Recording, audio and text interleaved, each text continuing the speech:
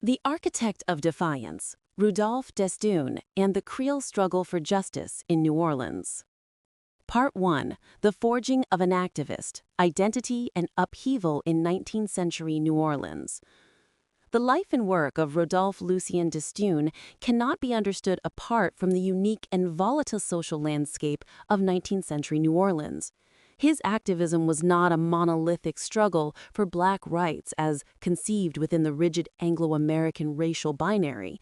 Rather, it was a profound and desperate defense of a specific, intermediary, and increasingly imperiled world, that of the Louisiana Creole of color. To comprehend Desdunes the activist, one must first comprehend the society that forged him, a society whose complex racial and cultural order was under existential threat from the violent imposition of Jim Crow segregation.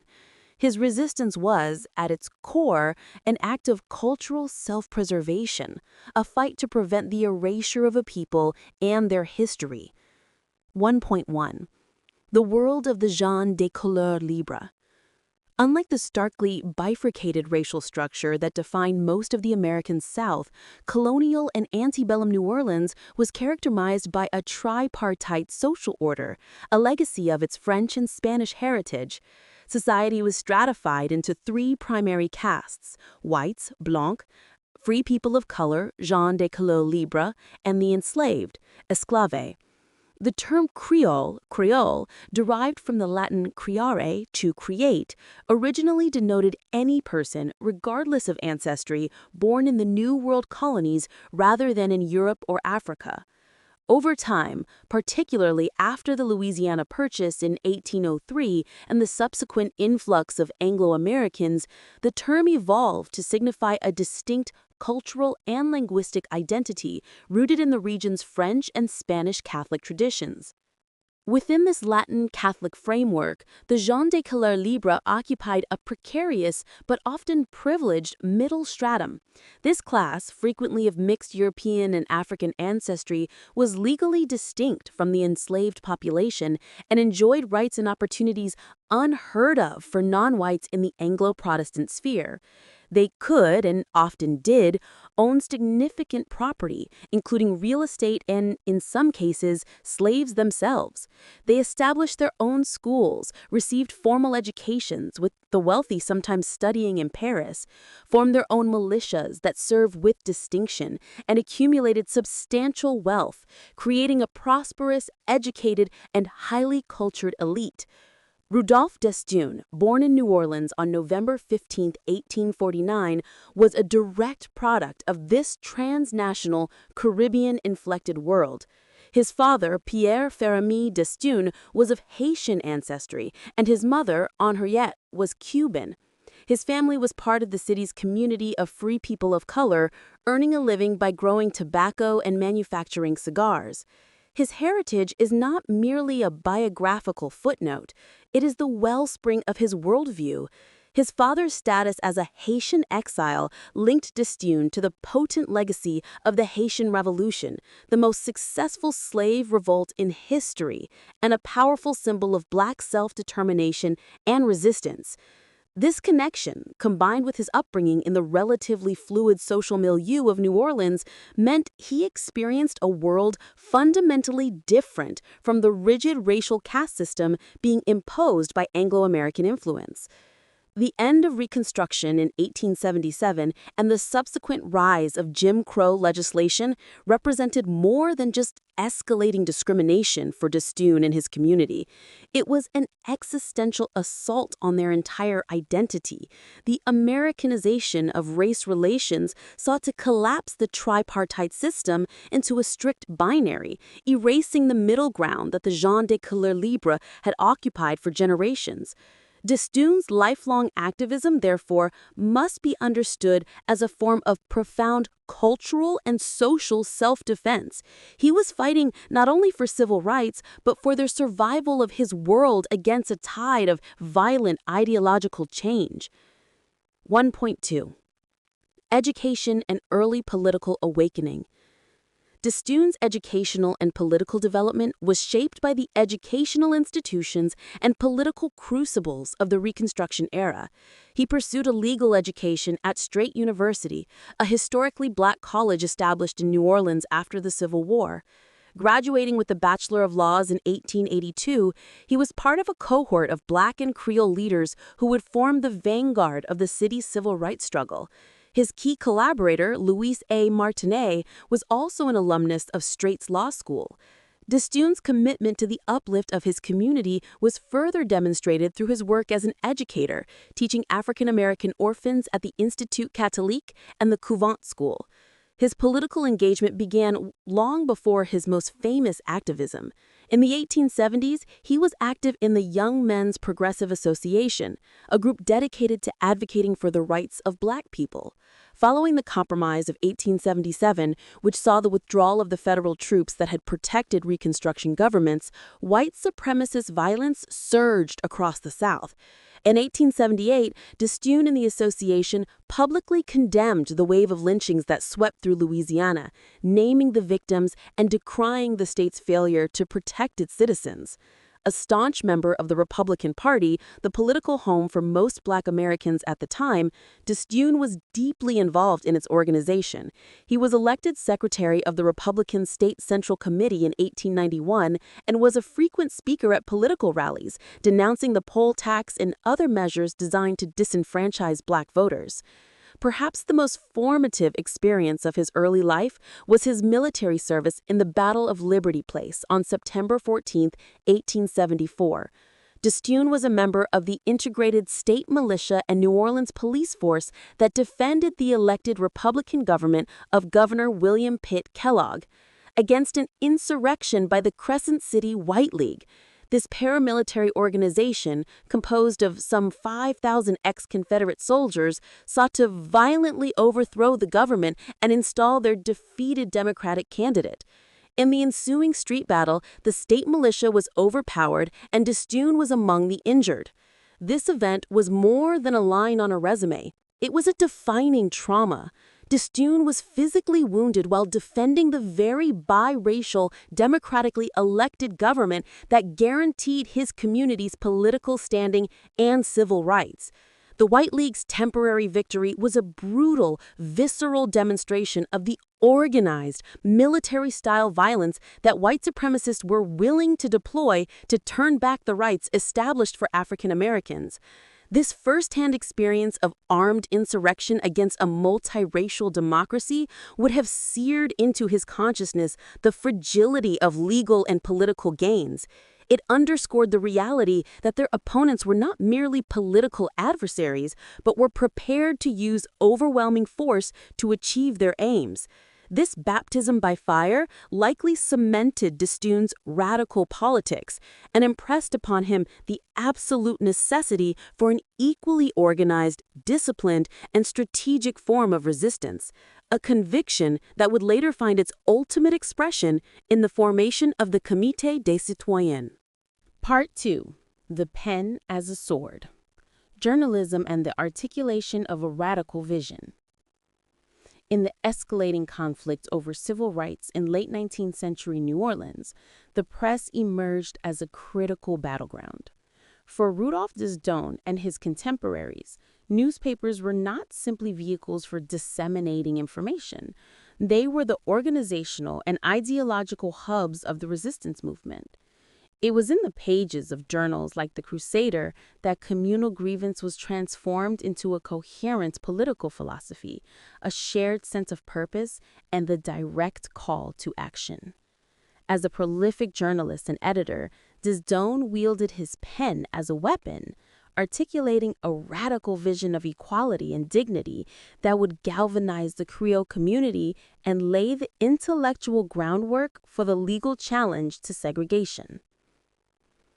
2.1. A Voice for the Voiceless. L'Union Louisiana's and the Crusader. Desdunes' career as a public intellectual was conducted across several publications, reflecting the bilingual nature of the Creole elite he represented.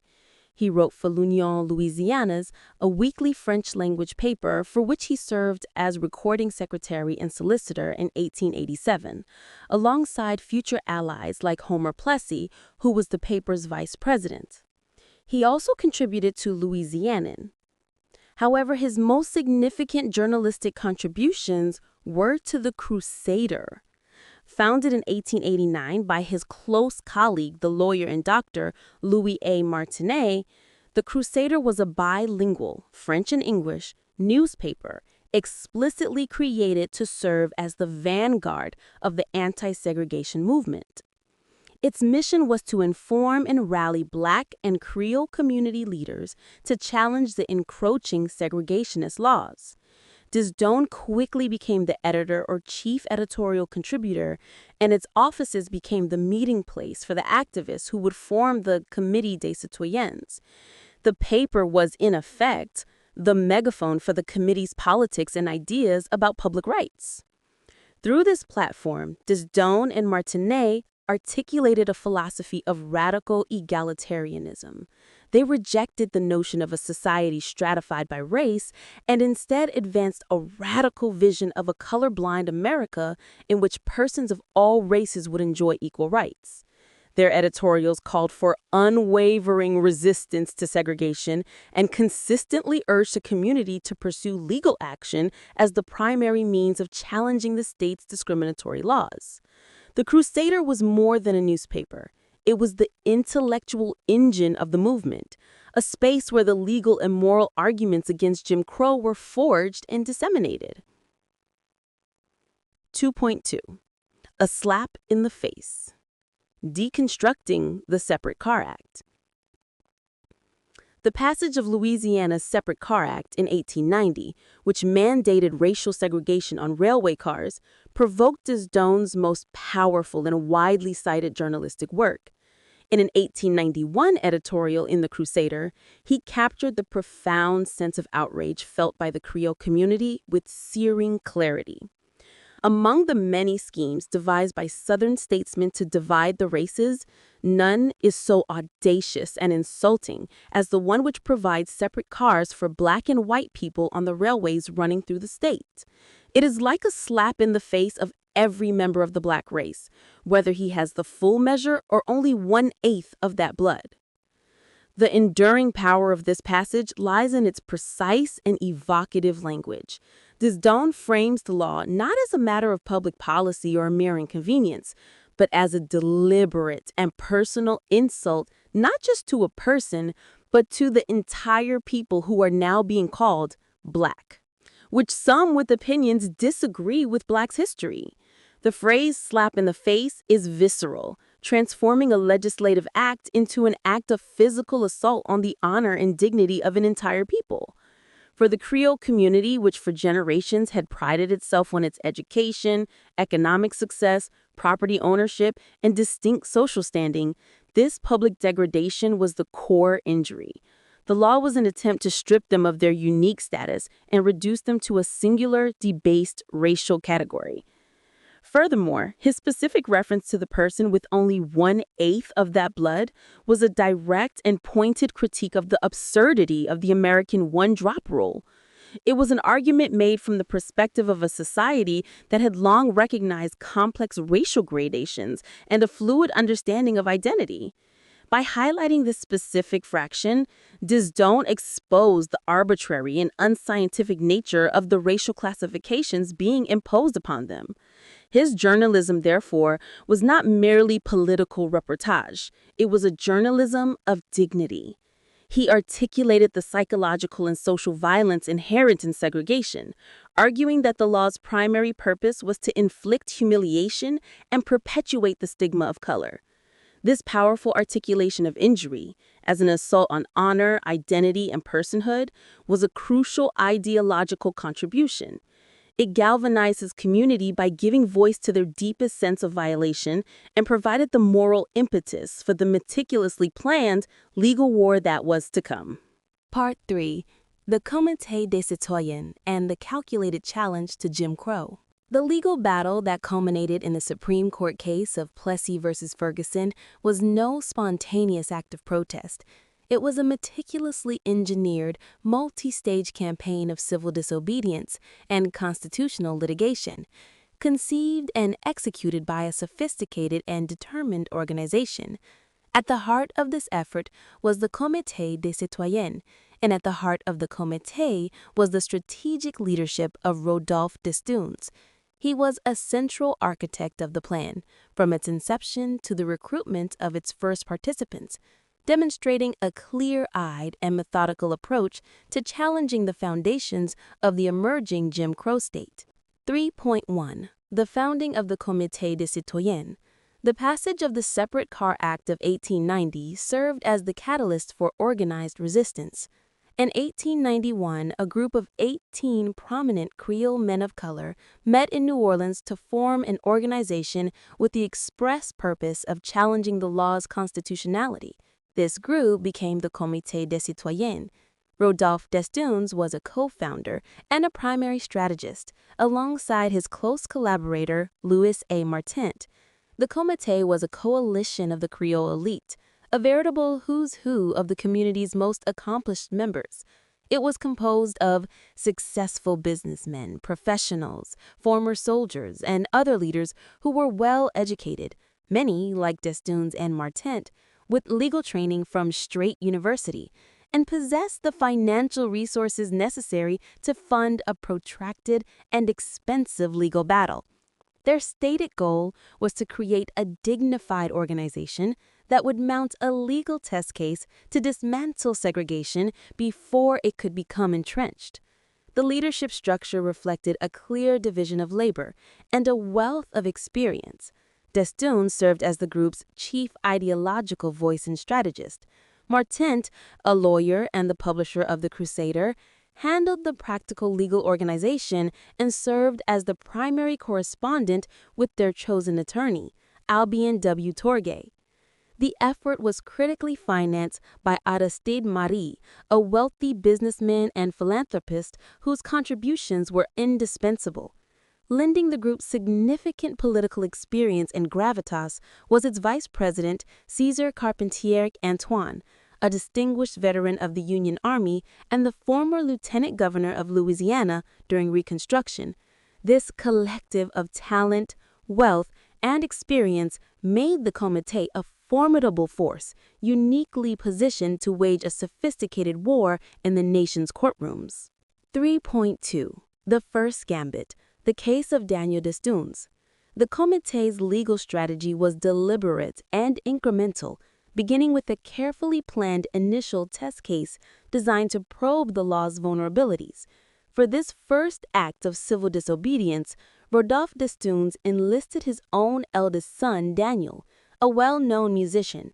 The profound personal investment this decision represents speaks volumes about Desdunes' leadership and commitment to the cause.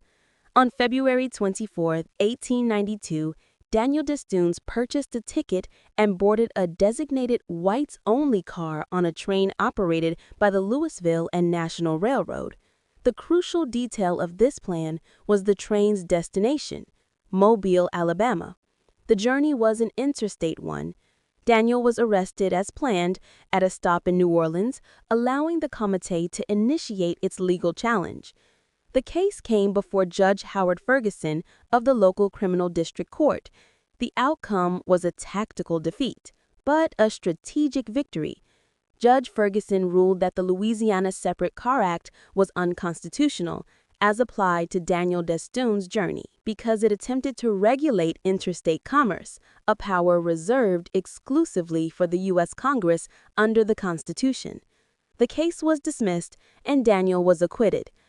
While seemingly a setback, this ruling was an invaluable piece of legal reconnaissance. The Comité had successfully forced the judiciary to reveal its hand. They now knew the precise legal reasoning that would be used to sidestep the core constitutional question of equal protection. The dismissal of Daniel's case clarified that to force a ruling on the constitutionality of segregation itself, they had to eliminate the complicating factor of federal jurisdiction over interstate commerce. The mistake of choosing an interstate route was not a failure, but a crucial and necessary step in refining their strategy. It provided the intelligence they needed to design a second, more potent legal challenge that would leave the courts no choice but to confront the 14th Amendment directly. 3.3. The final challenge: Homer Plessy versus John Ferguson. Learning from this mistake, as one account notes, the Comité des Citoyens immediately set about organizing a second test case. This time, the plan was carefully calibrated to address the legal issue identified in the Daniel Desdunes case. They recruited a new volunteer, Homer Adolphe Plessy, a 30-year-old shoemaker and activist who had been involved with groups like l'Union, Louisiana. Plessy was chosen for a specific reason. He was of 7/8 European ancestry and 1/8 African ancestry, making his race not discernible to a casual observer. His light complexion was intended to dramatize the arbitrary and absurd nature of the racial classifications the law sought to enforce. On June 7, 1892, less than 4 months after Daniel Desdunes' arrest, Homer Plessy purchased a first-class ticket on the East Louisiana Railroad for a trip from New Orleans to Covington, Louisiana, a journey that took place entirely within the state. He sat in the whites-only car. When the conductor asked him to move to the car designated for colored passengers, he refused and was promptly arrested by a private detective hired by the Comité to ensure the plan proceeded safely and correctly. Members of the Comité, including Desdunes and Martent, were waiting to post his $500 bond. The case once again came before Judge Howard Ferguson. The Comité's legal team, led locally by James C. Walker and nationally by the prominent white civil rights attorney Albion W. Torgay, argued that the Separate Car Act was unconstitutional, violating the 13th Amendment's prohibition of slavery and the 14th Amendment's guarantee of equal protection under the law. Having been stripped of the interstate commerce argument, Judge Ferguson ruled against Plessy, finding the Louisiana law to be a reasonable exercise of state police power. This adverse ruling was precisely what the Comité needed to begin the appeals process. The case was appealed first to the Louisiana Supreme Court, which upheld Ferguson's decision, and finally to the Supreme Court of the United States. On May 18, 1896, in a devastating 7-1 decision, the nation's highest court ruled against Homer Plessy. Writing for the majority, Justice Billings Brown declared that the 14th Amendment could not have been intended to abolish distinctions based on color, or to enforce social as distinguished by political equality. The court established the doctrine of separate but equal, which provided the constitutional sanction for 6 decades of Jim Crow segregation. In the aftermath, a disheartened Rodolphe Desdunes wrote that we defeated the odious principle of segregation of the races. The Comité des Citoyens paid Homer Plessy's $25 fine and, its mission having ended in catastrophic legal failure, formally disbanded. Part 4. The Historian's Vocation. Preserving a Legacy in Nos Hommes et Notre Histoire. The Supreme Court's decision in Plessy versus Ferguson was more than a legal defeat. It was a profound ideological and personal blow to Rodolphe Desdunes and the Creole community. The ruling legally ratified the social and political erasure they had fought so hard to prevent. In its wake, the primary vehicles for their activism, the Comité des Citoyens and the Crusader, ceased to exist. Desdunes himself never again became involved in legal or political activity against segregation. Yet, his fight was not over. It merely shifted from the courtroom to the archive, from legal strategy to historical preservation. His seminal 1911 book, Nos Hommes et Notre Histoire, Our People and Our History, was a deliberate and powerful act of political and cultural resistance, a continuation of the struggle in a different arena. 4.1. From the courtroom to the archive, a shift in strategy. The timing and circumstances of the book's creation are deeply significant.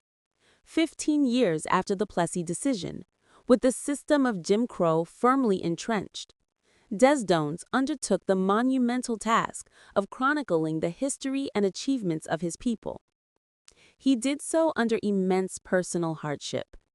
In 1908, while working at the U.S. Customs House in New Orleans, granite dust blew into his eyes, causing an injury that left him mostly blind. It was in this state of failing physical sight that he composed his most enduring work, the first comprehensive history of Louisiana's Creoles of color, written in French by a member of that community. This act of writing was a clear and conscious shift in strategy. Having lost the battle in the courts of law, Desdunes turned to the court of historical opinion. If the American legal system would not acknowledge his people's worth, dignity, and unique history, he would inscribe that history into the permanent record himself. The book is not a work of nostalgic reminiscence. It is a political act of preservation against a culture of erasure. It functions as a powerful counter-narrative to the white supremacist ideology that underpinned Jim Crow, an ideology that sought to render the Creole past invisible and irrelevant. The image of Desdunes, a man going blind, laboring to bring his people's history into the light, is a potent metaphor. As his physical vision failed, he sharpened his historical vision to ensure that the legacy of the gens de couleur libre would not be forgotten. 4.2. Key themes and arguments of Nos Hommes et Notre Histoire.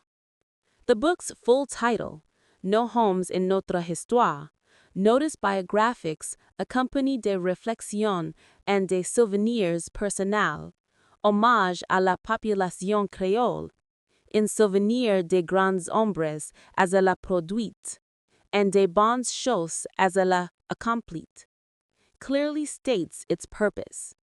It is a tribute to the Creole population, in memory of the great men it has produced and the good things it has accomplished.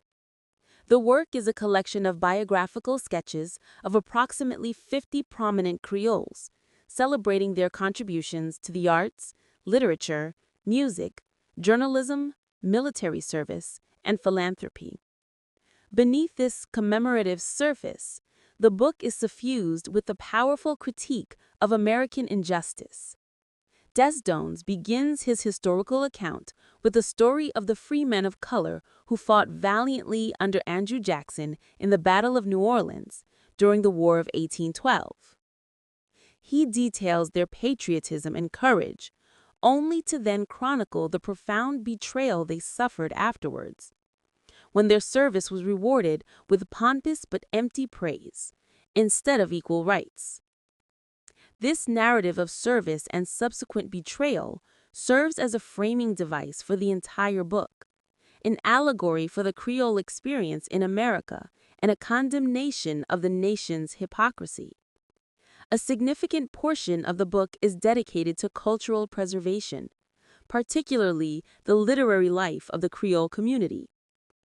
Desdunes devotes extensive analysis to Les Sennels, an 1845 anthology of French-language poetry that stands as the first collection of its kind by people of African descent in the United States. He rejects the view that the romantic themes of love, loss, and melancholy in these poems were mere escapism. Instead, he interprets their work as a significant parable, almost an allegory about the deep yearning for racial justice and the recognition of Creoles of color. In a society where direct political dissent was perilous, he argues these poets channeled their frustrations and aspirations into the ethereal realm of the heart. Desdunes' analysis of Les Sennels is a key to understanding his own historical project. He saw the antebellum poets using literature to resist their social confinement. Desdunes, writing in the equally oppressive Jim Crow era, was continuing this tradition, but through the genre of history. By rescuing the names of the Laysonnelle's poets from oblivion, he was performing the same act of preservation for his entire community. His book is thus both a chronicle of this unique legacy of resistance and its direct continuation. He stands as both the historian of this unique legacy of resistance and its most important 20th century heir. Part 5. The Final Years and Enduring Legacy. The final chapter of Rodolphe Desdunes' life unfolded far from the New Orleans political scene he had once dominated. Yet even in his later years, marked by blindness and geographic distance, he continued his intellectual work, leaving behind a complex and paradoxical legacy. While his most famous legal battle ended in a catastrophic defeat that sanctioned an era of racial oppression, the principles he championed and the constitutional challenge he engineered became foundational for the ultimate triumph of the American civil rights movement a half-century later. 5.1. Omaha's Blind Negro Poet.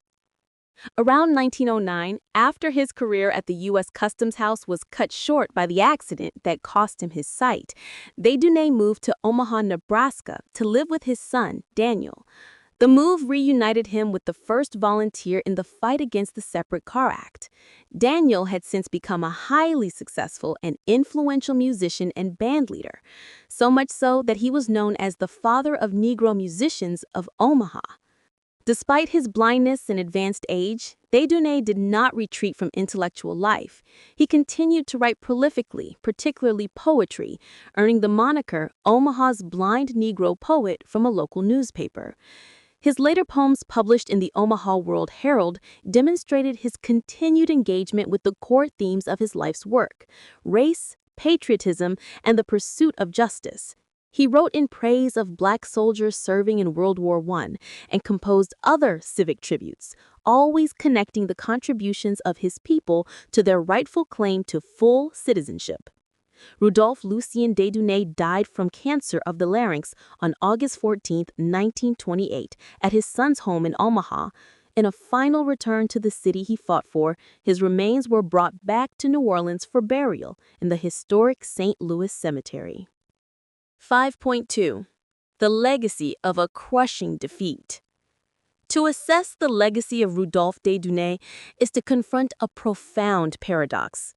The Plessy versus Ferguson decision, the culmination of his work with the Comité des Citoyens, was an undeniable, crushing defeat. It provided the constitutional cover for the system of separate and equal that institutionalized racial segregation and second-class citizenship for nearly 60 years. By this measure, Desdunes and his colleagues failed in their immediate objective. However, a longer historical view reveals a more complex and ultimately a more triumphant legacy. The legal challenge they mounted was essential because it forced the constitutional question of segregation before the nation's highest court. The arguments of radical egalitarianism and a colorblind constitution, which were developed in the pages of the Crusader by Desdunes and Martinet and brilliantly argued before the court by Albion Tourguet, did not vanish with the majority opinion. Instead, they were powerfully and permanently enshrined in the lone, searing dissent of Justice John Marshall Harlan. Harlan famously wrote, "Our Constitution is colorblind and neither knows nor tolerates classes among citizens.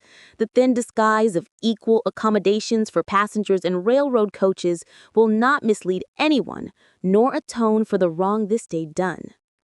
This dissent, which would not exist without the case the Comité des Citoyens brought forward, became the legal and moral touchstone for the generations of civil rights lawyers who followed.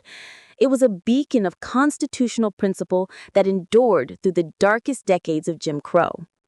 The determined resistance of the Comité des Citoyens and the powerful legal and moral framework preserved in Harlan's dissent had a direct and traceable influence on the 20th century civil rights movement. Their work was directly inspired by Thurgood Marshall and the National Association for the Advancement of Colored People, or the NAACP, as they developed the long-term legal strategy to dismantle segregation.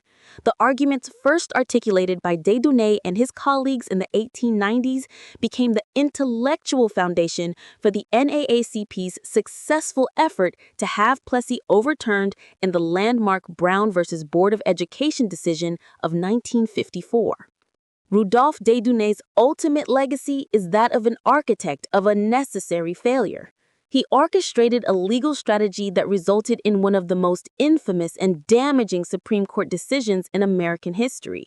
Yet this very failure was the catalyst for eventual victory. By forcing the highest court in the land to explicitly sanction the odious principle of the segregation of the races, the Comité des Citoyens exposed the moral and constitutional bankruptcy of Jim Crow for all to see. They lost the case, but through Harlan's dissent, they won the argument for history. The legal framework and moral outrage they generated did not die in 1896. They lay dormant, preserved in the law, waiting for a new generation of activists to resurrect them. Rodolphe Desdunes, therefore, is not simply a figure of 19th century Creole resistance. He is a foundational, if too often unheralded, pioneer of the 20th century American civil rights movement.